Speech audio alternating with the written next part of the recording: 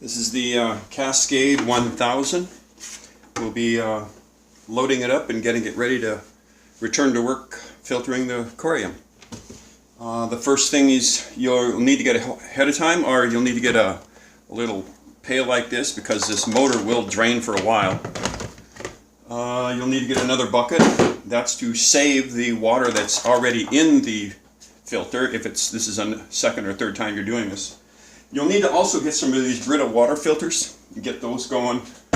You're going to need to have a good supply of to get all the chlorine out. They have a filter that gets rid of the chlorine. For the filter, the biologic filtering will be done by these pumice sticks. You get these in I don't know, hardware store. They're for cleaning things.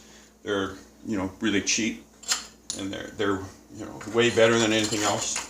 Oh, speaking of that, if you guys anybody who's using lava rock, that stuff don't work. There's a myth to that. That just because it has these holes on the outside, but the holes don't actually help very much. They just go in surface deep, really, most of them, and you can't soak up water. And you're going to need, if you want to get anaerobic bacteria, you're going to need to get water in there where the water is, there's no movement of the water, so it can have that type of bacteria growing in there, and these don't do that. So that's a waste of time. I think these were good for like trickle towers, and that's how they got kind of moved into the aquariums. They're pretty good at trickle towers because of the surface of them allow for that bacteria that's on the outside, oxygen rich bacteria, that grows good on the outsides of them, and that's how they got, I think, drawn into the use in canister filters, but they don't actually work in canister filters. Another thing that I use these grill cleaning stones. They're a man-made product, very light, soak up water. They're just like the products that they sell for, I don't know, $50 a piece. These are only $4. So, okay, now if you have some sort of, I don't know, ceramic filtering little item, you can put in the bottom of this, and that helps hold the muck at the very bottom. I don't have any of that, and it's not necessary. The bottom tray, see, the water goes down these pipes from the pump. It goes down in here, and then it hits the bottom, and then it filters up through everything. So you have your coarse. This is your coarse. This is your coarse. That goes there. Then you can put your medium on, and that's your medium filter. And then, of course, if you want, you can put, oh, I should show you what you're going to need to get for filtering materials. Two types of basic floss. This is polyfill. It's a loose material. I think they make like pillows and stuff out of it. And then you're also going to need this batting, I think they call it, some kind of polyfill. Batting is flat. And I'll show you why you need those two. First, you take this here fluff stuff. What is it, polyfill, and you can make this, but this is good enough. Now, here's the thing that is different than I don't see a lot of people do. You take this here batting material and you cut off the strip and you wrap it around the tray, and then you set it in like that. Now, the reason for this is that there is this design flaw to a Cascade filter. Unfortunately, and a lot of people that don't have Cascades, they're going to point this out to you.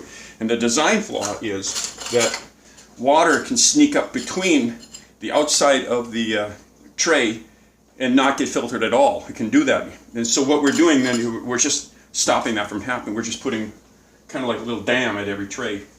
Here's the biologic filter now. The one thing you don't do, and I see this is you don't put, where would this be? You don't put any type of filter on top of, in the tray with your biologic. You don't want to do that because you want the water to just kind of like speed its way through. Remember, all the mechanical filtering has already happened down in the bottom. This is your biologic filtering now. And we don't want to slow down the water going by. And the reason we don't want to slow it down is if you put this here on top, you're going to trap mucky water with your all your media, and it's going to gunk up. So you don't want to do that. You want to keep the water running right through. So again, we take these strips that we've cut, They don't have to be exact. You're going to have 3 of them, so. And you don't have to time there or anything. Just kind of get them, and that'll hold fine. Yep. Here's the final one. And we're going to come up to one more important step that I don't see many guys do. And it's important. Now, on a lot of the videos that you see about how to load these things, they stop more or less the video right here. Also, they'll put the little grate on and this and they clamp it down. But they don't fill it up with water. And that's the thing. If you fill it up with water from the tap that's untreated, it's going to kill all that bacteria, that healthy bacteria that you got on, that you've been saving. I should, that it's supposed to do that because, you know, we treat our water so that when it comes in contact with bacteria like that, it kills it. That's why it's safe to drink, because it's in the pipes and everything. So that's what we design our water in the tap to kill everything that's in our filter. The way around that is to now fill up with this, you know, fill up your aquarium here with some of this. But what you really want is if this is the second or third time you've done this, is after, you know, if you're about to clean your filter, you take out all the trays and everything, but it's still about, I don't know, half full of water. Save that water, dump it into a bucket, and then when you get everything loaded and everything ready to go, pour, well, some of that water out. You don't want to get the gunk and everything, but you can pour the cleanest part of the water and then just mix it with some of this dechlorinated water.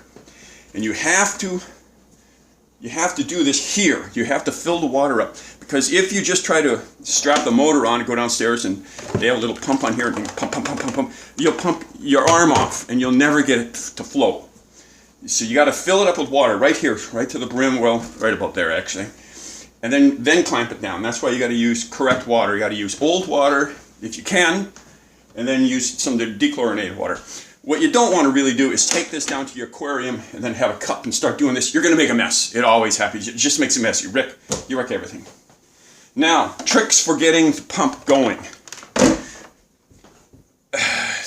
When you come up to this and you're going to do a filter changing, one trick I've learned is, you know, you unscrew your 2 valves, you turn the water off, you unscrew the 2 valves. I think this is the exit one, the darker one.